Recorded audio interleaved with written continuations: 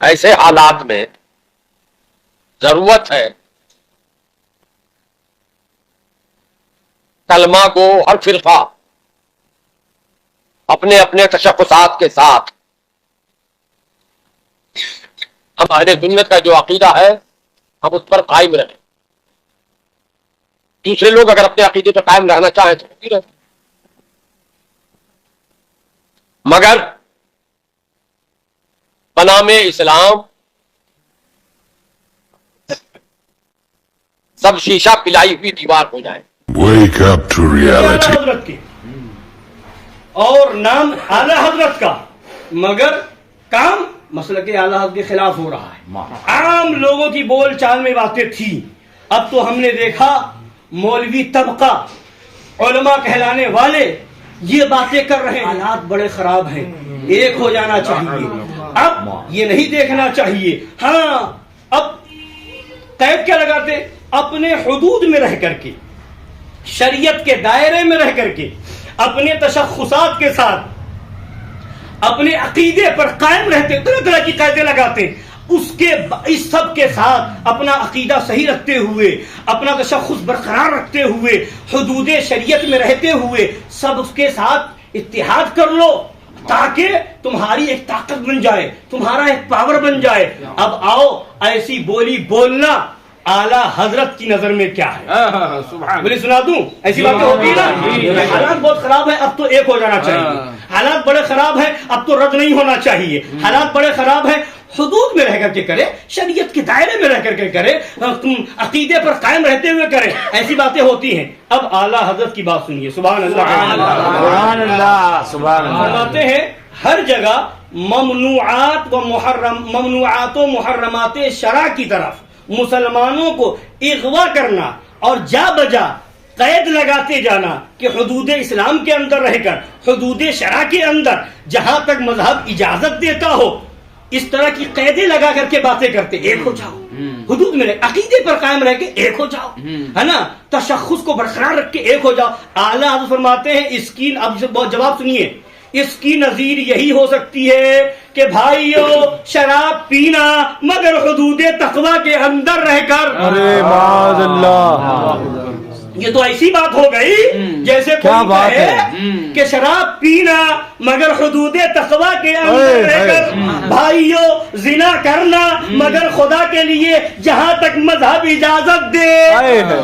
تو یہ قید ایسے ہی ہے، زنا کی اجازت کبھی نہیں، پھر یہ قید لگانے کا ایسے صحیح ہوگا کہ جہاں تک مذہب اجازت دے. شراب پینا درستی رہی، پھر یہ قید حدود تقوی میں رہ کر کے جب شراب پی لے گا تو تقوی کہاں رہا، حدود تقوی کہاں بچا؟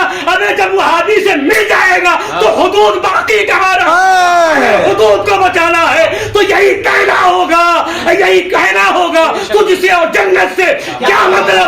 وہابی رسول اللہ کے جنت. یہ ہے اعلیٰ حضرت کی کتاب، یہ ہے اعلیٰ حضرت کا پیغام. کوئی کہے کہ حد میں رہ کر کے، کوئی کہے کہ حدود میں رہ کر کے، کوئی کہے دائرے میں رہ کر کے، عقیدہ برقرار رکھتے ہوئے، تو ایسے ہی ہے. پھر تو یہ بھی کہو ہم شراب پی رہے ہیں حدود میں رہ کر کے، زنا کر رہے ہیں حدود میں رہ کر کے، تو نہ یہ درست نہ وہ درست. یہ کتاب تھی تاریخ داری لحفاظ عبد الباری، اور یہ کتاب ہے فتاوی رضویہ شریف 24ویں جلد. بولیے سنا دوں جی. سنا، یہ سوال ہوا کہ ایک کمیٹی بنائی گئی ہے، گجرات سے سوال آیا اعلیٰ سرکار کی بارگاہ میں. ایک کمیٹی بنائی گئی ہے اور اس میں 95 لوگوں کی رکنیت ہے، 95 ممبر ہیں. اس میں 94 سنی ہیں اور ایک خوجہ ہے جو ایک بوروں کا ایک فرقہ ہے، اور وہ خارجی فرقہ ہے، آغا خانی بھی اسے کہا جاتا ہے. تو یہ سوال ہوا، تو اب ایسی کمیٹی بنانا، اور کس لیے؟ اس میں بھی وہی مسلمانوں کے حقوق کی پامالی کے لیے، حقوق پامال نہ ہو، پامالی سے بچانے کے لیے، مسلمانوں کے حقوق کے تحفظ کے لیے ایک ہو کر کے یہ کام کیا جائے. تو اب اعلیٰ حضرت سرکار رضی اللہ تعالیٰ عنہ نے قرآن شریف کی آیت کریمہ بھی بیان فرمائی کہ یہ آیت کریمہ ہے. اللہ فرماتا ہے, ترجمہ سن لیجئے, اے ایمان والو غیروں کو اپنا رازدار نہ بناؤ, وہ تمہاری نقصان رسانی میں گئی نہ کریں گے, وہ جی سے چاہتے ہیں کہ تم مشقت میں پڑو.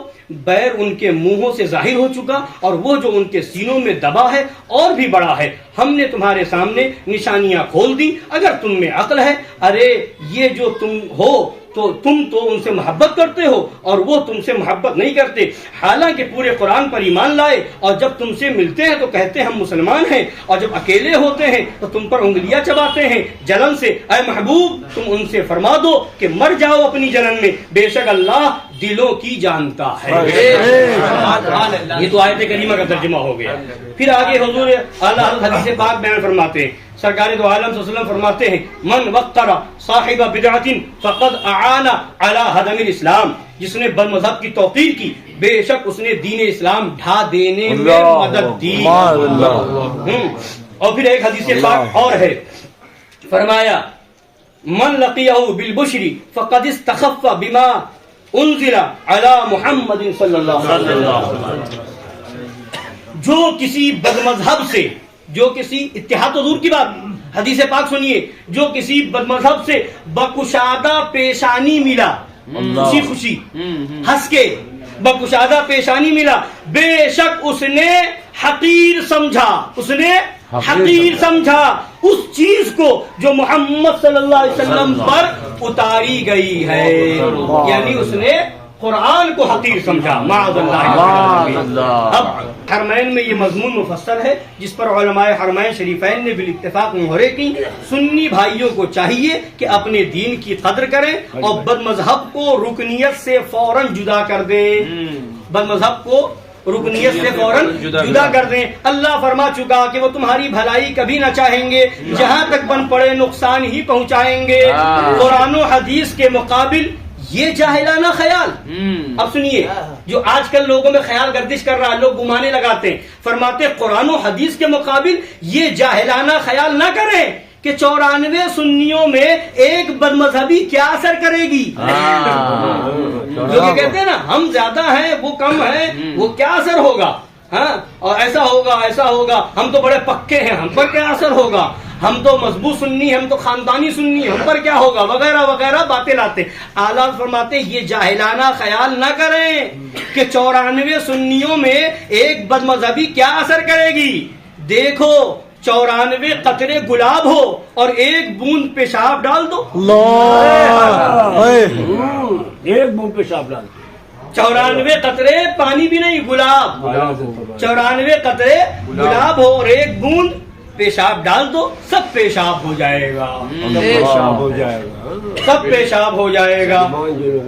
ہاں, اہل مجلس ان احکام شرعیہ کا اتباع کریں اور مجلس کو خالص اہل سنت کی کر لیں, اور اگر اپنی بیجا حق پر قائم رہیں تو شرعی احکام سن چکے کہ وہ دین اسلام کے ڈھا دینے پر مدد دیتے. طرح طرح سے لوگوں کو آج کل کیا چل رہا ہے کہ آج کل مسلمانوں کو اکسا کر کے بھڑکا کر کے لایا جا رہا ہے گورنمنٹ کے مقابلے میں. گورنمنٹ کے اب نکلو, اب برداشت کے باہر ہے, اب نکلو, اب روڈ پہ آ جاؤ, اب ایسا کر دو ویسا کر دو, جیل بھرو آندولن کر دو, یہ کر دو وہ کر دو, ایسی باتیں ہوتی ہے. لوگ بہت آسانی سے ان کی باتوں میں آ کر کے ہاں یہ ہمدرد نکلے ہیں, پتہ نہیں کب وہ خود جیل میں چلا جائے, اس کی فکر نہیں, تمہارا ہمدرد کیا بنے گا, وہ جائے گا تمہیں بھی لے جائے گا. ارے اب سنیے, ایک ہے, اب اس میں آگے جو بات آ رہی ہے اس کو سمجھانے کے لیے بتا رہا ہوں. ایک بات ہوتی ہے مقدور اور ایک ہوتی ہے نامقدور. مقدور جو ہمارے قدرت میں ہے اور نامقدور جو ہماری قدرت سے باہر ہے. اس کو سمجھیے, مقدور جو ہماری قدرت میں ہے اور نامقدور جو ہماری قدرت کے باہر ہے. نامقدور الگ ہے تو مقدور الگ ہے. مثلا وہابی پڑوس میں ہے, وہابی پڑوس میں ہے, اگر ہم وہابی کو دعوت میں نہیں بلائیں گے تو بتائیے کیا ہم پر ہمارا جینا دشوار ہو جائے گا؟ بولیے کہ ہم رہ نہیں پائیں گے. اگر وہابی محلے میں رہتا ہے, اگر ہم نہیں بلائیں گے تو کیا یہ ہندوستان کے قانون کے خلاف ہو جائے گا؟ بولیے کیا وہ ہمارے خلاف کیس کر سکتا ہے؟ کیا وہ ہمارے خلاف کوئی اپلیکیشن دے سکتا؟ نہیں دے سکتا. تو یہاں ہماری قدرت طاقت ہے. کیا بات ہے, یہ مقدور ہے, یہ مقدور ہے. شادی کرے کسی وہابی کو نہ پوچھے, یہ ہماری طاقت ہے. مقدور گھر ہے, قدرت کے اندر ہے. ہم جو ہے اپنے گھر میں محفل کرے, وہابی پڑوس میں ہو, ہم نہ پوچھے, یہ ہماری طاقت کے اندر کوئی کچھ نہیں کر سکتا. جہاں ہماری طاقت ہے, قدرت کے اندر ہے, وہاں تو پوچھ رہے ہیں. وہابی بھی آ رہا ہے, دعوت کھا رہا ہے, دیوبندی آ رہا ہے, شادی میں جا رہا ہے, کارڈ میں لکھوانا تو دور کی بات ہے, کارڈ بھیج کر کے وہابیوں کو بلایا جا رہا. جہاں طاقت ہے وہاں عمل نہیں. کیا بات ہے, نہیں ہے, نکالو احتجاج کا. جی صحیح بات ہے, طاقت نہیں ہے, صحیح بات ہے, بہت اچھی حضرت, بہت اچھے. ہوگا کیا؟ اب نام آ جائے گا, وہ بھی جیل میں, تم بھی ساتھ میں تھے, تم بھی جیل میں, تم بھی. تو یہ نامقدور چیز ہے, یہ مقدور چیز ہے. ابھی جو تمہاری قدرت میں ہے پہلے اس سے بچ. قدرت میں ہے. اور ایسے لوگوں کو لوگ بہت جلدی مان لیتے ہیں. بات یہی ہمارا قائد ہے, یہی ہمارا رہبر ہے, یہی ہمارا قائد ہے. بھلے جیل میں بھیجتے, یہی ہمارا قائد. اور جو بچائے کہ نہیں دائرے میں رہو, شریعت کے دائرے میں رہو, جو بتائے کہ قانون کے دائرے میں رہو, مسلمانوں کے خون کی بہت اہمیت ہے, اس کی بہت عظمت ہے. جو مسلمانوں کا خون ایک قطرہ بھی بیجا بہائے گا یا ایسی بات کرے گا کہ مسلمانوں کا خون بہ جائے تو کل قیامت کے دن اس سے پوچھ تاچھ ہوگی.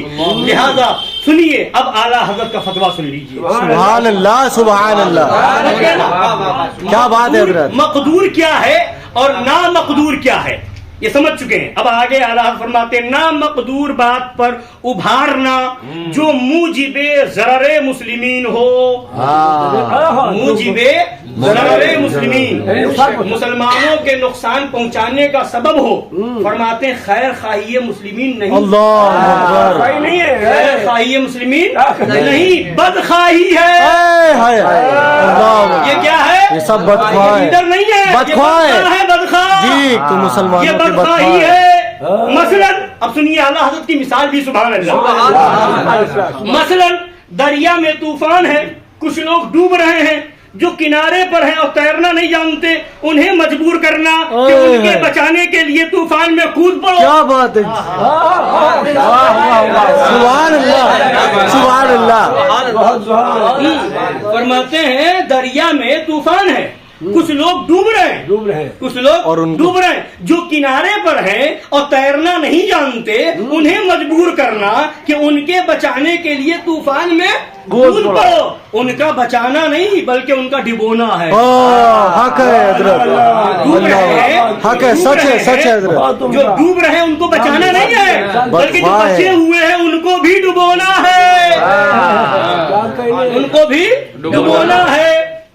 اب یہ تو ان لوگوں کی کھلی چال ہے جس سے وہ مسلمانوں کو تباہ کرنا چاہتے ہیں, اور عقل کے اوندھے, بصیرت کے اندھے انہیں اپنا خیر خواہ سمجھنا ہے. جو خیر خواہ سمجھتے ہیں انہیں خیر خواہ سمجھنا, یہی تو ہمارا قائد ہے, یہی تو ہمارا لیڈر ہے, یہی تو ہمارا رہنما. اور جو قوم کا سچا رہنما ہے اسے گالی بک رہا ہے, اس کو برا کہہ رہا ہے. جو تمہاری خیر خواہی کر رہا اس کو غلط کہہ رہے ہو.